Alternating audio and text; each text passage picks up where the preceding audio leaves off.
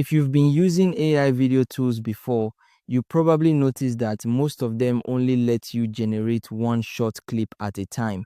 You type a prompt, you get a random video, and that's pretty much it. There's very little control over storytelling, timing, or how scenes connect together. And that's exactly the problem Kling 3 is solving for AI filmmaking. Kling 3.0 is the newest AI video generation model from Kling, and the main difference is that it's no longer just about creating single clips. It now lets you build videos in a structured way, more like how real filmmakers think about scenes and shots. Basically, instead of hoping the AI gives you something usable, you are now guiding the AI step by step.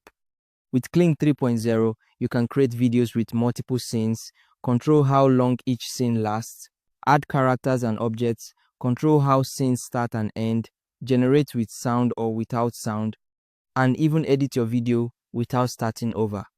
That's a huge upgrade for AI filmmaking. You can also generate videos between 3 and 15 seconds in either 720p or 1080p quality, depending on whether you want faster results or higher visual quality. So instead of random short clips, you're now building structured AI video content that feels intentional. And when you use Kling 3 inside Higgsfield, it becomes part of a full AI filmmaking tool workflow where you can generate, refine, and export your videos in one place. Now, one of the biggest features that makes Kling 3 so powerful is something called scene-based video creation, also known as multi-shots. And this is where things really start to feel like real filmmaking. Before, you could only make one long clip, but now with Kling 3, you can break your video into 2 to 6 different shots. Each shot is basically its own small scene inside the full video.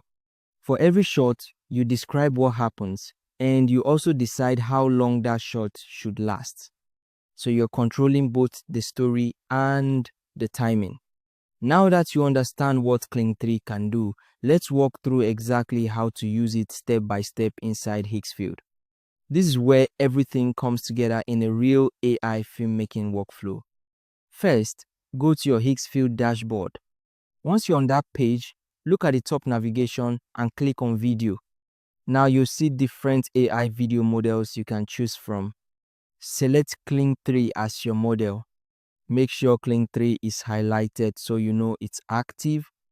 This is important because all the features we just talked about only work when Kling 3 is selected. Now that you have Kling 3 selected inside Higgsfield, let's start with the optional start and end frame feature. On the interface, you'll see an option for frame-to-frame generation. This is where you can upload a start image and an end image. Basically, you're telling the AI exactly how the scene should begin and exactly how it should finish. When you generate the video, Kling 3 will smoothly animate from the first image and naturally resolve into the last one.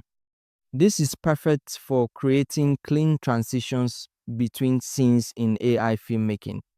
It helps avoid random cuts and gives your AI video a cinematic flow. If you don't need it for a specific scene, you can simply leave it off and move on. Now let's move into the main feature, which is multi-shot. There will be a toggle you can switch on to activate multi-shot mode. Once it's on, you can start adding multiple shots to your video. Each shot becomes its own section where you paste your prompt and set the duration. For each shot, you describe what happens in that moment, just like planning scenes in a real film.